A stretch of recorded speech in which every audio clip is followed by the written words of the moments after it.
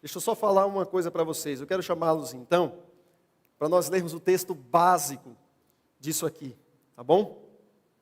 Que está em Salmos, capítulo 77. É o texto base da mensagem. Vocês estão vendo projetado aqui, diz assim, o verso 13, diz assim, ó: o teu caminho, ó Deus, está no santuário. Quem é Deus tão grande como o nosso Deus? Eu estou lendo na versão revista corrigida fiel. Na sua talvez possa estar diferente. Né? Na revista corrigida fiel, que é mais próxima aqui dos originais, diz assim, Salmo 77, 13. O teu caminho, ó Deus, está no santuário. Quem é Deus tão grande como o nosso Deus? Então o texto é um resumo de tudo que eu falei para vocês. Precisamos estudar um pouco mais sobre o santuário, amém? E hoje eu quero estudar com vocês esse assunto do ponto de vista do Salmo 23. Eu vou falar para vocês, nessas férias que eu passei em casa, de vez em quando eu ouvia uns hinos sendo cantados, e dei uma viajadinha por aqui também, mas não aproveitei nada, só peguei chuva. Dei umas voltas aqui por perto, mas eu estudei, eu li bastante, eu busquei. E quando eu estava fazendo esse estudo aqui, eu fiquei maravilhado. Na verdade, quando eu descubro alguma coisa assim, as lágrimas rolam. Eu vivo a mensagem. Eu pensei, eu nunca imaginei, eu tenho 12 anos e 11 meses de pastoreio, de estudo, e eu nunca imaginei que o Salmo 23 estaria no santuário. Nunca passou pela minha cabeça. E eu quero compartilhar esse estudo maravilhoso que eu fiz com vocês. Primeiro eu quero falar um pouquinho sobre o santuário, para que aqueles que talvez pouco tenham visto, possam entender. Essa imagem 3D aí, se puder colocar uma imagem parada, fica melhor para eles entenderem, para eu ser bem rápido aqui, porque o objetivo não é dar a vocês nesta manhã os detalhes de todo o santuário, mas uma imagem que mostre o altar de sacrifício, começando por aí. Abra sua Bíblia no Salmo 23. Vocês estão vendo este altar aqui, tá certo? Este é o altar de sacrifício. Não sei se está aparecendo na tela lá para o nosso internauta. Mas este é o altar de sacrifício. Quando Deus mandou Moisés fazer o santuário, ele deu as medidas, todos os detalhes, segundo o modelo que tem no céu. Claro que não é exatamente igual, mas é um modelo. E a primeira peça do santuário, logo na entrada, era este altar, o altar de sacrifício. O objetivo dessa explicação não é você compreender tudo que eu poderia passar para você nesta manhã sobre o santuário, mas é uma compreensão básica para que você possa entender depois o que eu vou passar. Exatamente, esse altar que está queimando. Quando alguém pecava, essa pessoa trazia uma vítima, de preferência um cordeiro. Esse cordeiro tinha que ter pelo menos 1 ano, sem nenhum defeito físico, porque ele apontava para Jesus. E a pessoa trazia esse cordeiro, e o pecador mesmo colocava as mãos sobre a cabeça do cordeiro, tá certo? E ele mesmo cortava. Ele confessava os seus pecados, os pecados eram transferidos para o cordeiro, ele mesmo cortava o pescoço, a garganta do cordeiro, e o cordeiro era esquartejado, e ele era oferecido aqui, neste altar, chamado altar de sacrifício. Este altar é o símbolo da cruz. Esse altar é o símbolo da cruz, onde Jesus morreu por nós. Acontecia uma cerimônia de manhã e outra pela tarde, era chamado sacrifício diário. Cordeiros eram sacrificados e oferecidos aqui pela manhã e à tarde. Um símbolo da morte de Jesus por nós. Mais na frente, você está vendo a pia. Você está vendo aí, logo após o altar, a pia. Aí o sacerdote se lavava, para ele poder oficiar neste santuário, tá certo? Entrando aí, depois dessa pia, puder entrar, agora tiver uma foto do lugar santo, neste lugar santo, um slide aí, ficava a mesa dos pães da proposição, no lugar santo. Não coloquei o slide porque eu não tinha pensado nisso, de fazer esta introdução, mas resolvi fazer para melhor compreensão de vocês, né? Do lugar santo, onde ficava a mesa da proposição, aí está, né? Logo na entrada, aqui do lado direito, a mesa da proposição, ficavam os 2 pães, os 12 pães.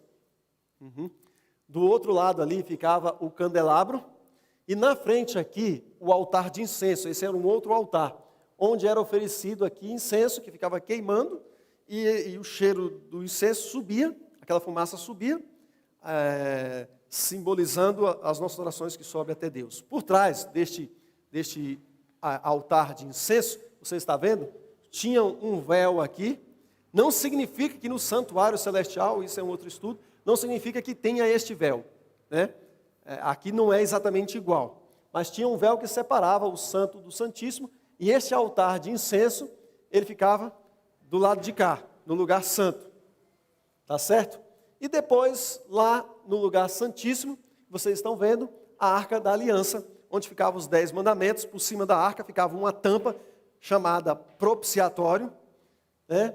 E ali o sumo sacerdote vinha uma vez por ano, depois de oferecer sacrifício por si mesmo, por sua família, né, pelo povo, ele vinha aqui fazer a intercessão. Se fosse aceito a intercessão dele, beleza, o povo teria mais um ano de graça, de misericórdia. Se não fosse aceito, ele morreria. Assim como pelo menos uma vez morreram os 2 filhos de Arão, que beberam de maneira irresponsável, profana, levando fogo estranho, foram oficiar ali e eles morreram. Veja o quanto é algo muito sério aí, pelo menos uma vez na Bíblia fala isso. Então isto é uma explicação básica do santuário, correto?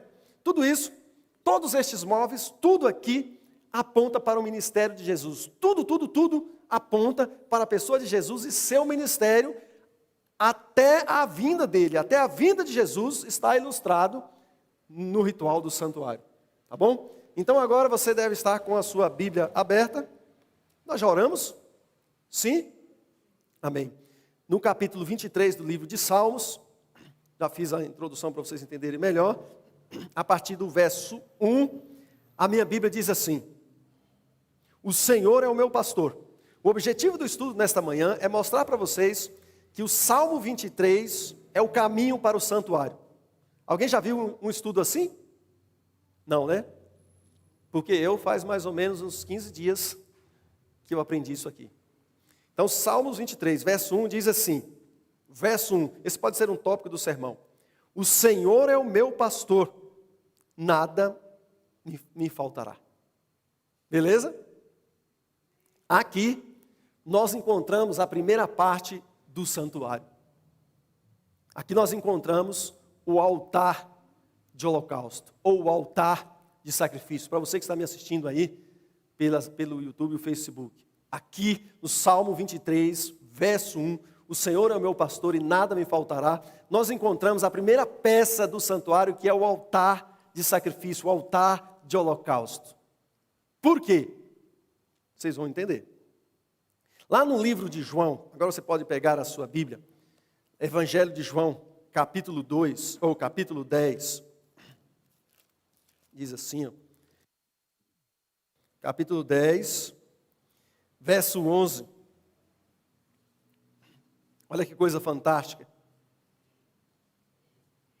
Mais na frente, depois que eu preguei esse sermão na cidade, aí eu posso te dar o esboço dele. Tá bom? Depois que eu pregar em todas as igrejas. Capítulo 10, verso 11, diz assim. Quem quer ler para mim aí? Eu sou.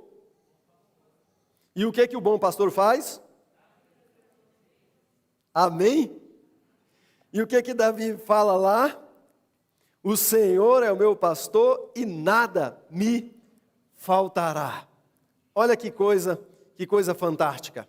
Neste versículo, então, nós encontramos o altar de sacrifício, pois foi onde o nosso sumo sacerdote, foi onde o nosso sumo pastor entregou a sua vida por nós.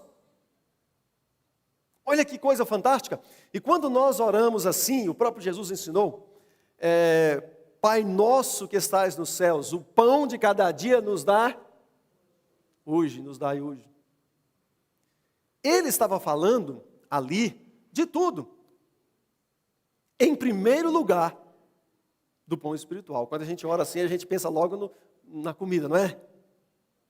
Mas em primeiro lugar, ele estava falando do pão espiritual. Que nós devemos orar, nós devemos viver um dia de cada vez. Deixa eu falar uma coisa para você. Se você está passando por dificuldades, você está enfrentando problemas, você está tentando vencer um pecado na sua vida, um hábito na sua vida, viva um dia de cada vez. Mate um leão de cada vez. Um dia de cada vez.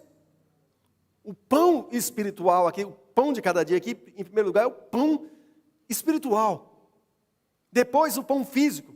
Lá no livro Desejado de Todas as Nações, fala que quando Cristo morreu na cruz, Ele proporcionou para nós tudo. E a comida, a água, o que você comeu hoje de manhã, o que você vai almoçar, o que você vai jantar, tudo é graças a Ele. Tudo, tudo. Ele nos dá a comida, a água, tudo, tudo. Mas Ele fez muito mais. O bom pastor foi até a cruz, cujo altar de sacrifício, de holocausto, é um símbolo. Por isso Davi diz, o Senhor é o meu pastor e nada me faltará, de nada terei falta. E aqui eu vou tocar num assunto, em algo que é muito importante. Não tem nada pior neste mundo do que você não ter perspectiva de vida. Não tem nada pior do que você ser uma pessoa vazia. Não ter um propósito.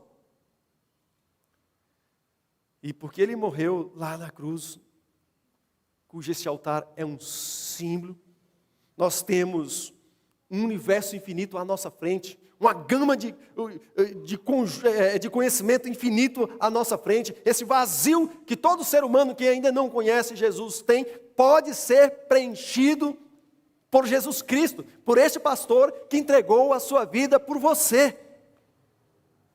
Como diz Agostinho, existe um buraco no coração de cada ser humano, existe um vazio tão grande que só pode ser preenchido por Deus. E nós não encontraremos sentido, felicidade, propósito, enquanto não formos para Jesus, porque por Ele nós fomos criados. Nós encontramos a primeira peça, encontramos o verso 1 do Salmo 23 na primeira peça. Tem mais aí, tem um texto que está em 1 Coríntios, capítulo... Hebreus capítulo 2, 18, vamos pegar esta passagem, eu quero lê-la para vocês. Hebreus 2, 18 fala assim, ó. Pois naquilo que ele mesmo sofreu, tendo sido tentado, é poderoso para socorrer, o quê? Os que são tentados. Ou seja, você pode ir a Ele e Ele está apto para poder te socorrer em qualquer coisa, em qualquer coisa. Eu estou falando para vocês que eu estava sem saída aí alguns dias para resolver alguns problemas, e eu pensei, agora eu quero ver o que vai acontecer.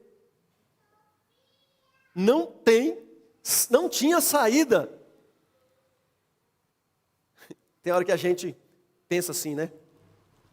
Quero ver quanto eu valho para Deus. Sabe quanto você vale para Deus? A vida do Filho de Deus.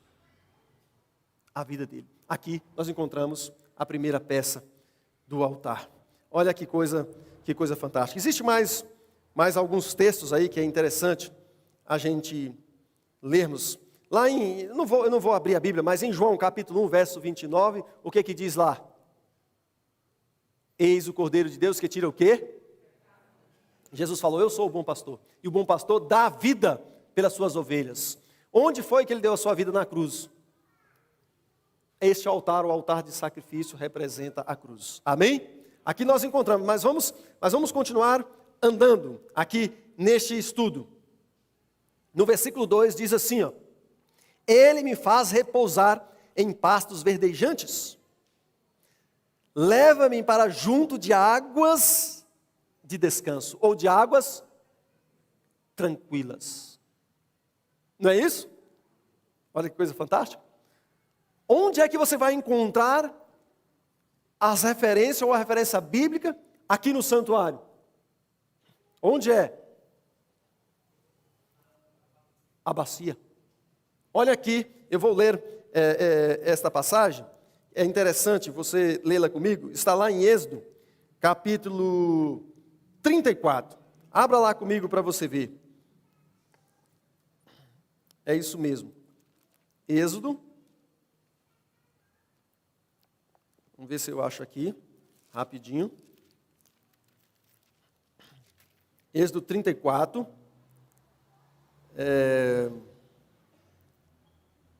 Só um minuto aí. Não, peraí, acho que eu errei aqui no verso. É interessante que você leia esta passagem comigo, para ela ficar mais clara aí. É interessante.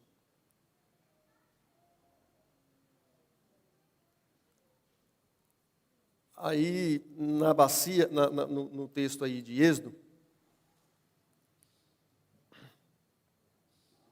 deixa eu pegar aqui. Vou pegar aqui Êxodo. Se o texto me fugiu aqui, eu pego aqui o candelabro, propiciatório e a bacia. A mesa. Tá. Me faltou só o texto aqui, onde eu queria citar para vocês aqui, sobre a bacia. Êxodo 34. Me faltou esse texto, que era interessante. Espera aí, deixa eu ver se eu ainda acho aqui. Êxodo 34, verso 11. Não é. Mas assim, o texto mostra, que eu quero mostrar para vocês, que a bacia, aqui o sacerdote, ele se lavava. Se lavava para poder oficiar, mas não era uma lavagem que pudesse naquele momento, como diria, apenas para questão higiênica, mas era uma questão cerimonial, tá certo? Para que então ele pudesse oficiar. Aí eu pergunto para você e você vai me ajudar. O que diz lá em João, capítulo 3, quando Jesus se encontra com Nicodemos, e Nicodemos pergunta para ele, sobre a salvação, e Jesus diz assim, aquele que não nascer de novo, não pode o quê? Aí Nicodemos insiste, mas como pode um homem nascer segunda vez, já sendo velho? Uma vez que Nicodemos já era um homem que tinha mais de 50 anos. Êxodo 30, 17, né? Bom, deixa eu pegar aqui o texto. Êxodo 30, verso, é isso mesmo. Disse mais o Senhor a Moisés, faça também uma bacia de bronze, está até marcado, com seu suporte de bronze para lavar. Pô-la-ás entre a tenda da congregação e o altar e deitarás água nela. Nela Arão e seus filhos lavarão as mãos e os pés. Quando entrarem na tenda da congregação, lavar-se-ão com água, para que não morra. E quando se achegarem ao altar para ministrar, para acender a oferta queimada ao Senhor. Lavarão, pois, os pés e as mãos, para que não morram. Tá certo? Esse é o texto. Eu rasurei aqui, não estava vendo direito a passagem. Mas o que Jesus estava falando ali? Porque quem não... Aí ele foi mais enfático com Nicodemos. Quem não nascer da água e do Espírito não pode ver o reino.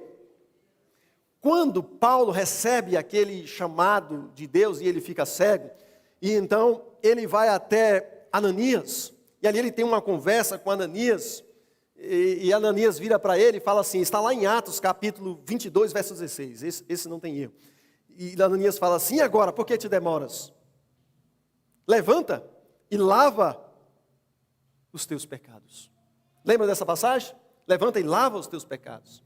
Então, a bacia ali, com água, é um símbolo do batismo. E quando Davi fala assim, ó, no verso 2, ele me faz repousar em pastos verdejantes, em águas tranquilas de descanso. Quando alguém vem, eu não sei se a câmera está me pegando, mas quando alguém vem e desce nas águas batismais, aqui ele deixa os seus pecados simbolicamente. Ele morre como Jesus morreu, a morte de Jesus é um símbolo do nosso batismo. Alguém é sepultado na sepultura líquida do batismo, ele levanta agora como uma nova pessoa. ele só pode fazer isso, ser batizado, quando ele tiver consciência de que esta cerimônia é para limpar, é para lavar os seus pecados, e a partir daí, ao levantar, não é mais para ele andar por aí preocupado, como diz alguns, meio corcunda, carregando os seus pecados, porque todos ficaram ali. É para ele descansar dos seus pecados. E aí você encontra no verso 2, o santuário, a bacia. Paz com Deus, alegria, tranquilidade, limpeza. Mas aí eu fui batizado, pastor, mas eu cometi erros, eu falhei. Quando tudo isso não vem à tona, Deus tem uma forma de você, se for preciso, podemos rebatizar alguém, mas existe uma forma de nós fazermos as pazes com Deus, repousar em águas tranquilas, como está simbolizado aqui no santuário, que é a Santa Ceia. De vez em quando alguém me procura para poder ser rebatizado, e eu já disse, olha, o teu caso não precisa um rebatismo, você pode participar de uma Santa Ceia, você vai se lavar novamente, e aí você descansa. Deixa eu te perguntar, você tem ou não tem paz com Deus nesta manhã? Você está ou não está tranquilo nesta manhã? Então, o Salmo 23 está cumprindo na sua vida. O verso 2, ele me faz repousar, diz aqui a Bíblia, mas não para aí, né? Lá em Romanos capítulo 6, fala da morte e ressurreição de Jesus. Nós vamos avançando no santuário, vamos agora para o verso 3. A Bíblia diz assim, ó: refrigera minha alma, guia-me pelas veredas da justiça, por amor do seu nome. A gente continua avançando, sentido aqui, rumo ao batismo. O verso 2 e o verso 3 continua falando do batismo, continua aqui. É aqui que você se livra dos seus pecados, é aqui que você se livra de uma consciência pesada, é aqui que você é refrigerado pelo Espírito Santo. Amém? Mas não para aí, irmãos. No versículo 4 diz assim, olha que coisa fantástica. Salmos 23, 4. Ainda que eu ande pelo vale da sombra da morte, não temerei mal nenhum, porque tu estás comigo. O teu bordão e o teu cajado me consolam. Este tópico aqui é o tópico 4. Aí eu pergunto para vocês, onde é que nós vamos achar esta passagem aqui? Ande que eu ande pelo vale da sombra da morte. Eu pergunto aqui, aonde é que nós estamos entrando aqui? Nós já saímos aqui da bacia e fomos para o lugar santo. Quando você chega no lugar santo, o que você encontra ali? Você vai encontrar, desse lado, a mesa dos pães, os 12 pães. Do outro lado, você vai encontrar o candelabro. E quando você vai nos Salmos, capítulo 119, é importante que nós abramos nossas Bíblias. Salmo 119. Gostaria que você encontrasse aí comigo. Você conhece muito esse texto, mas eu quero lê-lo com você. Salmo 119, verso 105. O que está escrito lá? É a tua palavra e luz para... A Bíblia diz que Deus é luz. E o que você encontra aqui? O candelabro do lado esquerdo, ele está queimando o tempo todo. Um dia Jesus chegou quando estava tendo uma das festas ali, se eu não me engano, a festa dos tabernáculos. Quando toda Jerusalém estava iluminada, eles colocavam tochas para todos os lados ali, para iluminar Jerusalém. E o dia já estava amanhecendo. Todas aquelas tochas, toda aquela iluminação era um símbolo de Jesus, mas um símbolo muito, muito opaco, ainda muito apagado, ali para os judeus. E de repente o sol vem nascendo por trás das montanhas, e Jesus tinha vindo para aquela festa de forma secreta. Tanto a luz como o sol que estava saindo, o sol ainda era um símbolo, poderíamos dizer, quem sabe, mais abrangente do que o candelabro. E aí Jesus, aquele que eles não davam muita coisa por ele, entra no meio do sol, batendo seus raios nas paredes do templo, que era de mármore branco, aquela coisa mais linda. Ele abre os braços e diz assim: eu sou a luz do mundo. Olha que coisa interessante. Aí você entra no santuário e você encontra aqui o candelabro. A Bíblia diz que Deus é luz. E o sol, se você pegar o livro de Gênesis capítulo 1, o sol só foi criado em que dia? No quarto dia. Mas a primeira coisa que a Bíblia descreve que Deus fez foi o quê? A luz, haja luz, e a luz veio rasgando as trevas. O sol veio depois, mas o sol é uma criação, o sol não é a fonte de luz. Lá no livro de João, deixa eu ler esse texto com vocês aqui. Ele está em João capítulo 1, é importante. Diz assim, ó. Eita que comigo passa rápido o tempo. João 1. Diz assim, ó. João 1, fala assim a partir do verso 4. Evangelho de João 1, 4. A vida estava nele, e a vida era a luz dos homens. A luz resplandece nas trevas, e as trevas não prevaleceram contra ela. Que luz é esta? Jesus Cristo. Onde você encontra? No santuário. Mas existe uma outra questão aí. Ele fala assim: ainda que eu ande pelo vale da sombra da morte, não temerei mal nenhum, porque tu estás comigo, o teu bordão e o teu cajado me consolam. Por que ele estava falando isso aqui? O vale da sombra da morte é um vale escuro. E como é que ele anda conosco? Ele é luz, clareando para nós. Mas existe um outro ponto aqui. O que é este mundo, irmãos? É um mundo de trevas morais. É um mundo de trevas em todos os aspectos. E só quem tem luz é o povo de Deus. Mas existe uma outra parte aqui neste verso. Sabe qual é? O teu bordão e o teu cajado me consolam. A palavra de Deus, ela é luz, sim ou não? Mas ela é correção também, sim ou não? Ela é correção. Aí você vem para o livro de Isaías, capítulo 10. Pega comigo para você ver. Isaías 10. Olha que estudo maravilhoso, irmãos. Isaías, capítulo 10. Diz assim, no verso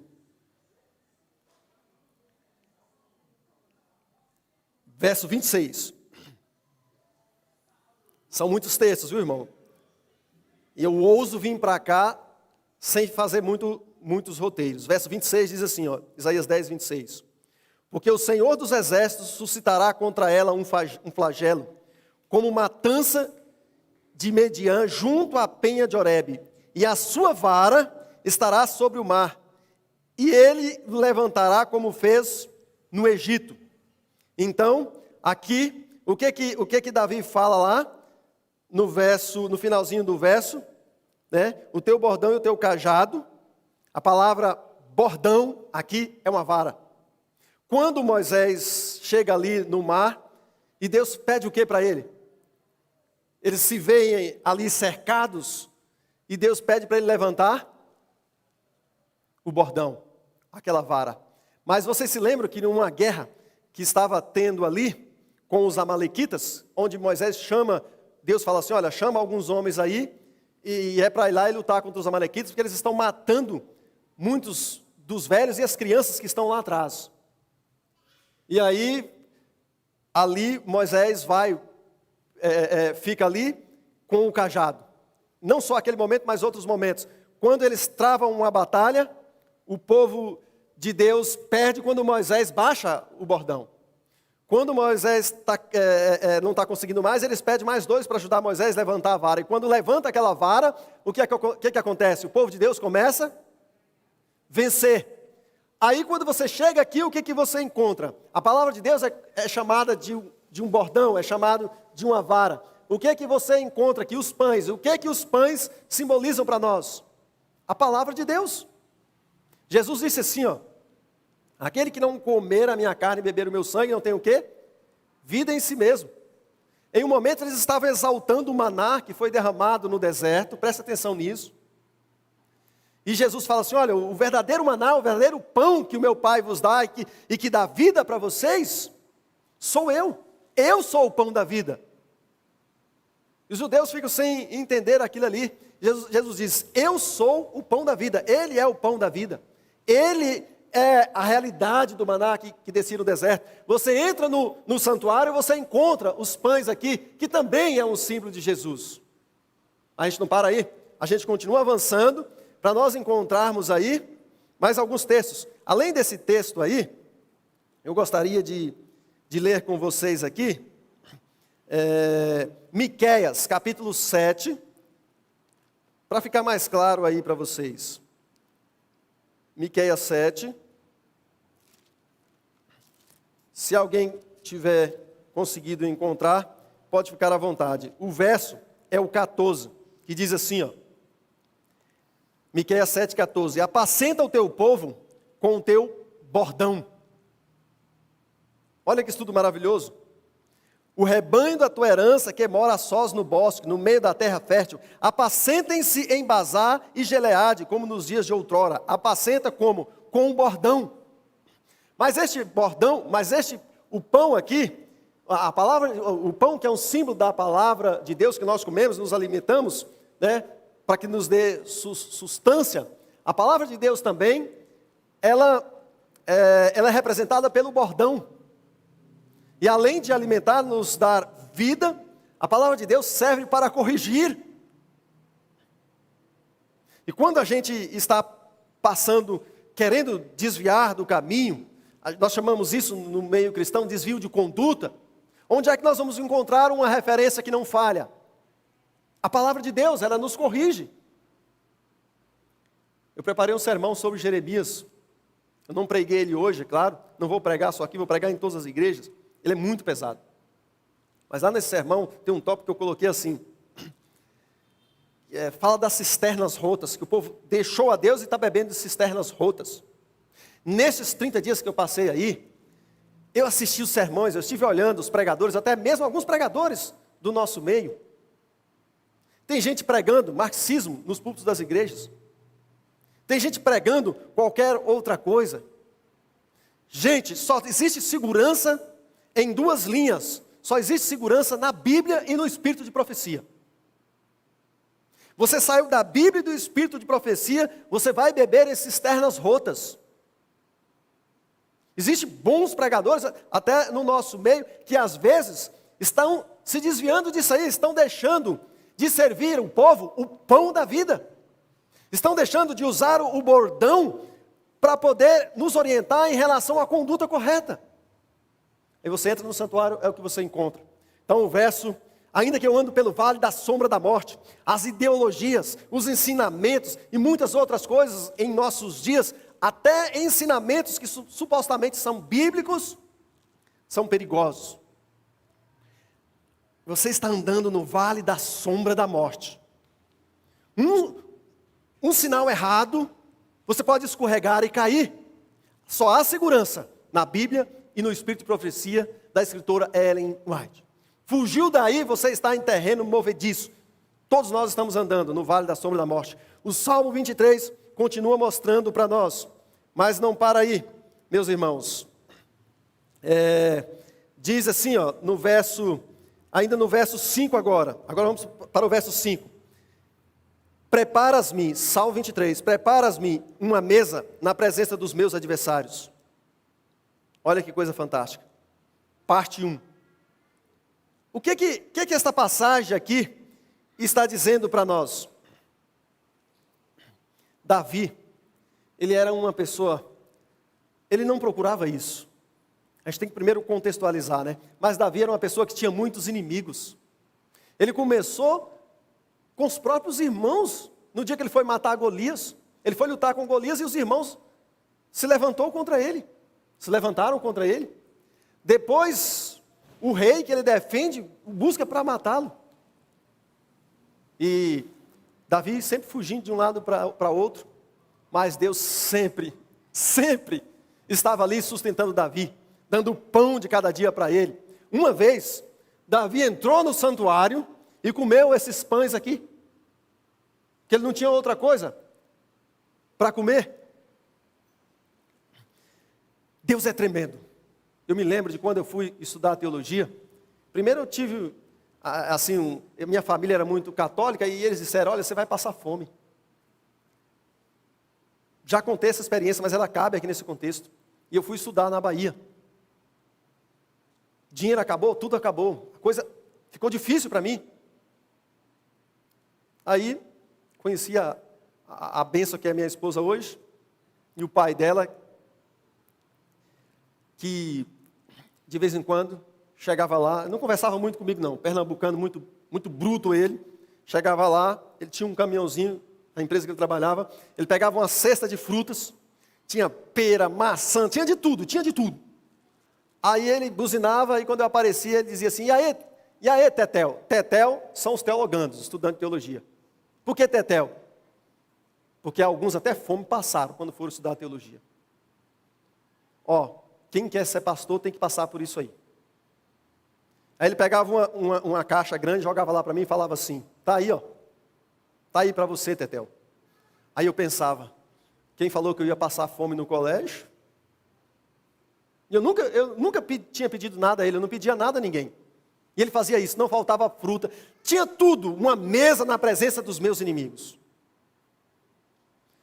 A gente chegou lá e eu e um colega meu, nos primeiros dias compramos algumas coisas para comer, mas um homem que não entende muito de culinária, ele passa fome, né? E aí um dia, uma irmã falou assim, ô Dilermando, no mercadinho que tinha lá. Ela disse assim, olha, lá no IAN sobra uma comida muito boa. Não é a sobra nas mesas, é o que fica nos panelões grandes assim. E tem um irmão que ele busca essas coisas lá. É suco, é aquele cuscuz muito gostoso, é comida boa. Todo dia ele traz para entregar numa casa ali. Se você quiser, eu reservo para você. Ela disse assim, se você tiver com vergonha de ficar na fila, eu reservo para você. Eu falei, não, irmã, eu vou para a fila. Fiquei na fila lá com a vasilha. Quando eu peguei aquela comida, eu levei para casa. Aí eu pensei assim, poxa, que Deus é esse? Que prepara para a gente uma mesa no deserto. Que Deus fantástico é isso. Tem um colega aí que prega aí, ele estudou lá no IAN também. Ele tem 1.500.000 seguidores hoje no YouTube. Ele almoçava também lá na casa da minha sogra. Passou por lá. Passou de dificuldades também. Mas Deus preparou uma mesa para ele. Eu fico olhando ele hoje, pregando, eu fico pensando, poxa, o camarada tinha uma bicicleta. Eles escondiam a bicicleta dele lá em cima da árvore. Quando ele saía da escola, às vezes ele procurava a bicicleta estava escondida. Os outros colegas faziam essa brincadeira, né? Hoje, está ali, está bem, não é como os outros de outras religiões, mas o que era e o que é hoje, Deus prepara uma mesa no deserto. Sabe o que é que Jesus disse? Quando ele estava na última ceia com os discípulos, até aquele dia não tomarei mais deste cálice, não comerei mais deste pão com vocês. Até aquele dia na casa de meu pai. Naquele dia vai se cumprir esse texto aqui, ó. Uma grande mesa. Todos nós sentados ali naquela mesa. E ele preparou, ele vai estar caminhando entre nós. E nós vamos comer e beber. E os inimigos lá fora. Deus cuida de você. Deus cuida, Ele prepara uma mesa para você no deserto. Este texto vai se cumprir naquele dia. Muitos virão do Oriente e do Ocidente, diz a Bíblia. Essa é a parte 1 do verso 5. Mas a Bíblia fala assim, ó, na parte 2, fala assim, ó, no verso 5. Unges a minha cabeça com óleo, o meu cálice transborda. Aí você me pergunta, o que é que isso tem a ver com o santuário? Né? O que tem a ver? Aí a gente entra, a gente continua andando, agora a gente chega no altar de incenso. O que esta passagem tem a ver com o santuário? Unges a minha cabeça com óleo. Primeiro, deixa eu te explicar uma coisa aqui em relação ao óleo. Para depois a gente chegar aqui. Quando Davi fala isso aqui, ele era pastor de ovelhas. Ele levava as ovelhas para ficar nos lugares mais altos, porque é onde estavam as melhores pastagens. E lá, naqueles lugares mais altos, poucos se arriscavam. E quando se levavam as ovelhas, tinha um mosquito, a mosca. E ela ficava ali rodando a cabeça das ovelhas. Se entrasse por aqui, pela venta dela, ia no cérebro, ela endoidava, corria no penhasco, caía e morria. E como o pastor tinha que fazer? Passava um óleo ali, um óleo de linhaça, para poder as moscas não encostarem. Este óleo, o Espírito Santo na Bíblia, é simbolizado pelo óleo. Este óleo era para manter ali a ovelha tranquila. Hoje, o Espírito Santo nos mantém tranquilos, controlados, afastando de nós os pensamentos suicidas, tirando de nós o sentimento de ira, de inveja, de ciúme, nos protegendo contra as falsas doutrinas. Este era o contexto de ungir a cabeça com óleo. Mas você encontra, trazendo aqui, você encontra o óleo no santuário. O óleo está aqui no santuário.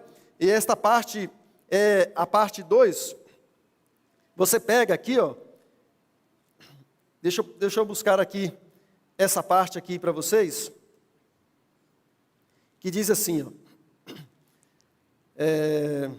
Deixa eu só anotar aqui este texto.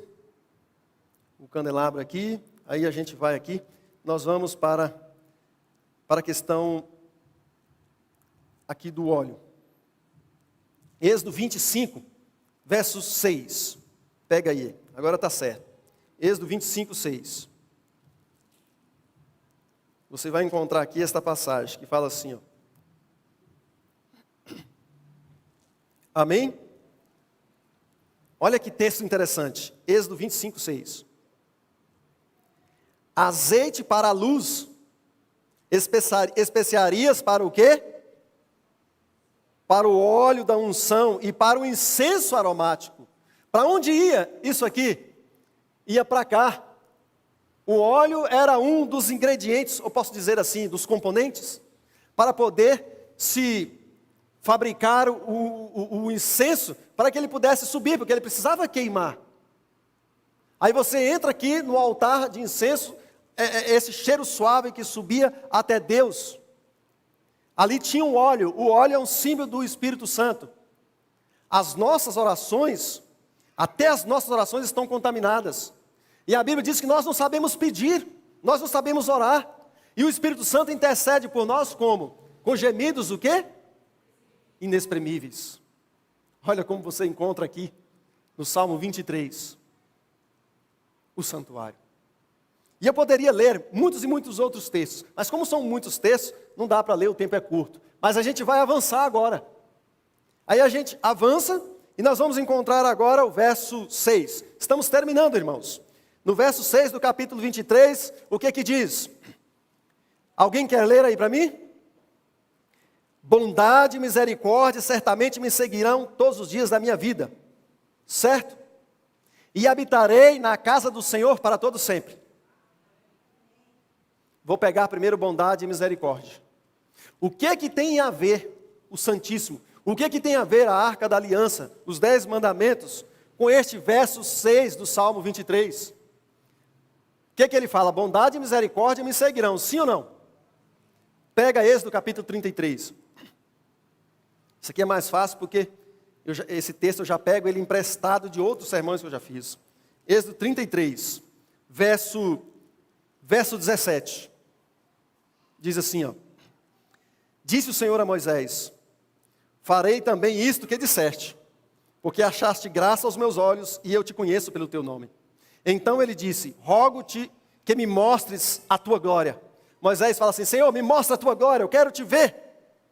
E verso 18, então ele disse, verso 19, respondeu-lhe: farei passar toda a minha bondade diante de ti e te proclamarei o nome do Senhor.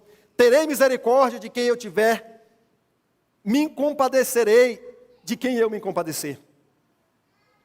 Moisés fala assim: Senhor, deixa eu te ver, mostra-me a tua glória. Ele fala: vou te mostrar a minha glória. Eu sou um Deus bom, eu sou um Deus misericordioso, eu sou um Deus que te perdoa, eu sou um Deus bondoso, e faço misericórdia até a terceira e a quarta e 1000 gerações. O que Davi fala? Bondade e misericórdia me seguirão, e eu habitarei na tua casa todos os dias. Certo? Aí você vem, você encontra a lei aqui dentro. E o que simboliza a Arca da Aliança? Simboliza o Shekinah. O que é isso? A presença de Deus. Quando você chega aqui, você chega na presença de Deus.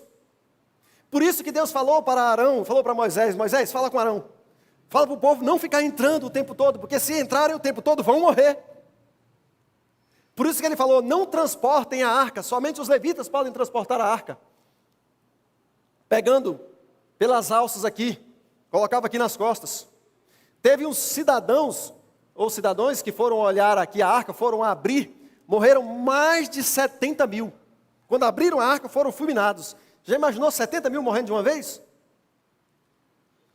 Uzá foi tocar na arca de maneira, ele não tinha autoridade para tocar aqui. Quando tocou na arca ele morreu, porque aqui está a presença de Deus. Mas Davi fala assim no verso 6, bondade e misericórdia me seguirão todos os dias da minha vida, e habitarei na casa do Senhor para todo sempre. O sumo sacerdote vinha aqui e intercedia pelo povo, mas tinha que sair, não podia ficar lá o tempo todo, tinha um tempo determinado, e não poderia entrar de qualquer jeito. Queridos, a arca, o lugar santíssimo, que era todo de ouro, todo forrado de ouro, é um símbolo da cidade santa que está lá no Apocalipse. Lá estará a presença de Deus. Davi estava dizendo o seguinte, Senhor, o sumo sacerdote só entra uma vez por ano, mas ninguém pode entrar, eu não posso entrar. Uzias meteu a cara, se deu mal. Gideão tentou fazer, se deu mal. Mas um dia eu habitarei na tua presença. Eu não sou sacerdote, eu sou rei, mas um dia eu habitarei na tua presença. Um dia eu viverei para sempre. Aí você chega no clímax do santuário, caminhando pelo Salmo 23, porque Salmo 73, 3 diz, o teu caminho, ó Deus, é o caminho do santuário. Você chega aqui, é aqui que você vai ficar, é aqui que você vai morar. Sabe quando isso vai acontecer? Quando Jesus voltar. Porque o sumo sacerdote não era qualquer um que podia, mas todo aquele que crê em Jesus Cristo, no bom pastor, que começa dando a vida para você aqui, que no verso 1, ele mesmo diz, o bom pastor dá a vida pelas suas ovelhas. Um dia, quando ele voltar nas nuvens do céu, para nos buscar, não vai haver mais pecado. Não vamos precisar mais de sacerdote oferecendo sacrifícios, ou sumo sacerdote intercedendo uma vez por ano. Porque ele terá terminado a sua intercessão. Ele e o Espírito Santo terá feito o trabalho completo. O Espírito Santo que é simbolizado também pelo óleo aqui. E aí não haverá mais pecado. Este abismo, conforme nós estudamos na lição hoje, não haverá mais. Porque ele purificou o universo. Ele transformou o nosso corpo corruptível, corruptível para um corpo incorruptível. Não haverá mais morte. E aí nós habitaremos para sempre. João fala, e veremos a sua face, assim como ele é, como ele nos vê. Ellen White fala assim, vale qualquer coisa para nós vermos a face de Deus para sempre. Mano a mano, frente a frente. Termina aqui. A nossa jornada é pelo Salmo 23, mas vamos ouvir uma música. Santina vai cantar, segura aí mais 5 minutos. Nós vamos orar para nós irmos para casa. Mas toda vez que você pensar no santuário, lembre do Salmo 23. Davi, pode subir, irmã, pode se preparar. Quando soltar a música eu paro. Começa aqui no altar de holocausto. Vamos caminhando. A luz daqui, ela vai refletindo, vai iluminando, até que um dia, já passamos pelo altar, já passamos pelo batismo, estamos comendo a palavra de Deus nesta manhã, ela está iluminando a nossa vida nesta manhã. Estamos aqui, Ele está intercedendo por nós, estamos no dia da expiação, mas em breve vamos encerrarmos com Ele a nossa jornada deste mundo, no encontro com Ele nas nuvens do céu, e entraremos para a cidade santa, para ali estarmos para sempre com Ele. Pode louvar a Deus, Santina.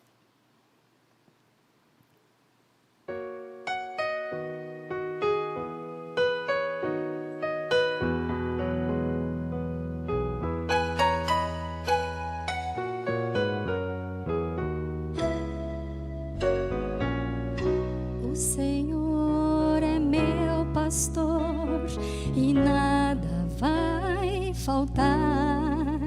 Entre pastos verdejantes me fará repousar.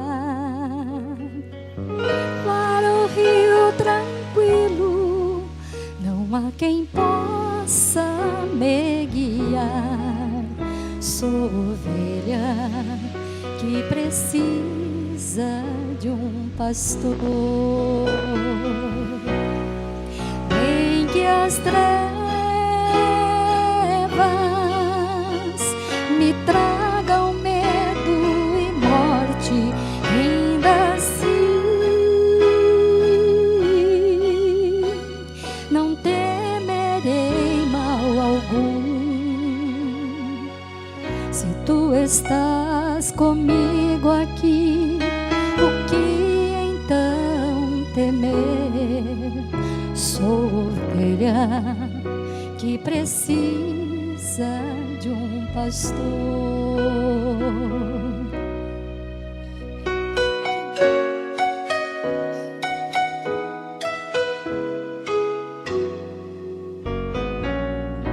A bondade e a justiça ao meu lado estão, se eu seguir ao meu pastor com sincera devoção. Habitarei para sempre nos ternos braços do Senhor. Sou ovelha que precisa de um pastor. Nem que as trevas me tragam medo e morte, ainda assim não temerei mal algum. Se tu estás comigo aqui, o que então temer?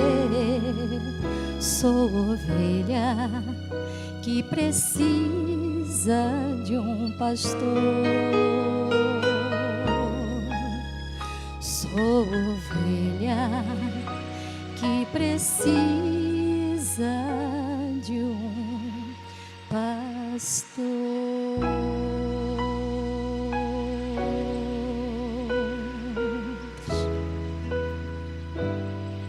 Amém. Amém.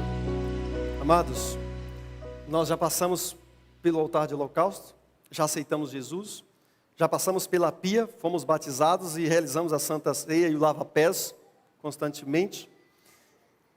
Temos a luz da palavra de Deus que está iluminando a nossa vida, estamos caminhando à luz da palavra de Deus, estamos na intercessão do altar de incenso. Hoje é o dia, estamos no dia da expiação. Agora, para passar para cá, é preciso ser santo, é preciso ser puro, coisa que nós não somos. Mas Jesus falou assim, que Ele é o nosso sumo sacerdote, nosso advogado. E Ele é fiel e justo.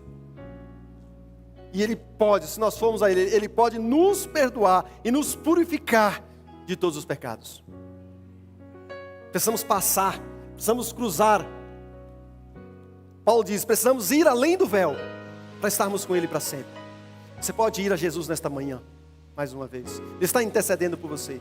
Ele quer te levar até a presença de Deus. Davi diz, eu habitarei para sempre com Ele. Faça essa afirmação esta manhã. Faça esse pedido, ouse dizer, Deus, eu quero habitar para sempre na Tua presença. Sou falho, pecador, mas eu quero ser purificado. Eu quero ser lavado todos os dias. Santifica-me. Se é o seu desejo, fique em pé e ore comigo. Deus, nesta manhã, obrigado, Pai, porque o Senhor nos guia, o Senhor nos leva. O Senhor é o bom pastor, morreu por nós e nos leva às águas tranquilas. O Senhor nos lava nas águas batismais. O Senhor nos lava nas águas do lava-pés. O Senhor nos purifica. O Espírito Santo passa nos limpando todos os dias. O Senhor nos dá o que comer, a Tua palavra, o Espírito de profecia. O Senhor ilumina o nosso conhecimento, nos protege contra as falsas doutrinas. A Tua palavra ilumina, separando a luz das trevas, o erro da verdade, o santo do profano. Neste momento, Jesus está intercedendo por nós. no vale da sombra da morte, das trevas morais, espirituais, de tudo, o Senhor está intercedendo por nós. A tua palavra, o teu cajado, que é o teu bordão. Mas, Senhor, precisamos cruzar a linha de chegada. Precisamos passar desta para outra, pela ressurreição ou pela transladação. E para isso, precisamos de santidade, precisamos de pureza, coisa que nós não temos. Mas o teu Filho e o Espírito Santo, usando a tua palavra, pode fazer isso por nós. Para que um dia possamos encontrar com Jesus nas nuvens. E um dia entrarmos pelos portais da cidade santa. E ali sentarmos numa grande mesa, olharmos para ti, olharmos, te abraçar, ó Deus. Ficar contigo para sempre. É o nosso desejo, é a nossa ambição. É isto que essa congregação nesta manhã está afirmando. É isto que queremos, Pai. Queremos algo mais do que este mundo pode oferecer. É isto. Queremos Ti, Pai. É a única coisa que interessa. Em nome de Jesus Cristo, amém. Amém. Bom sábado para vocês, irmãos. Eu não estarei ali à porta, não. Podem ir para casa tranquilos. Evitar contato aí, né?